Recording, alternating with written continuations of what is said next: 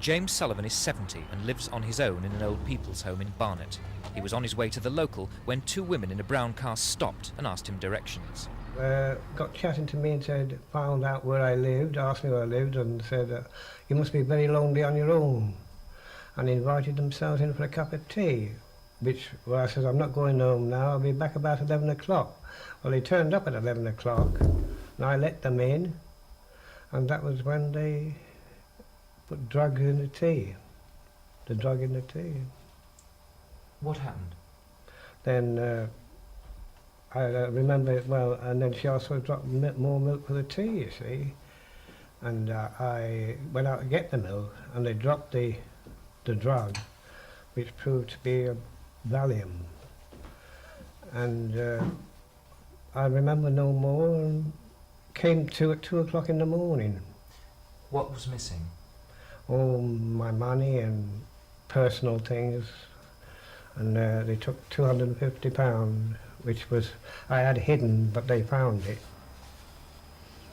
And how's that loss of £250 left you?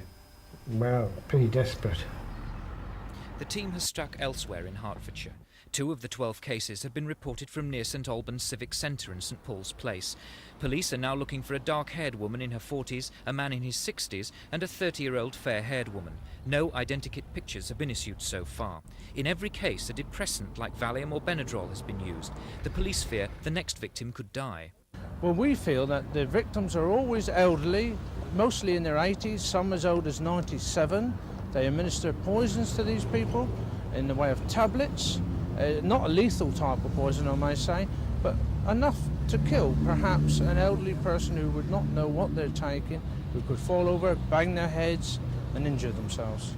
This has been going on for some time. Why did it take you so long to link the cases together? Well, 1 or 2 offences were reported to us as early as June this year. Since then, we've had a number of press releases covering this, and people have phoned us with other things that have occurred. So in fact, most of it has come to light as a result of publicity. Meanwhile, one old man has to pick up the threads of his lonely life again. Michael Wilson, Thames News.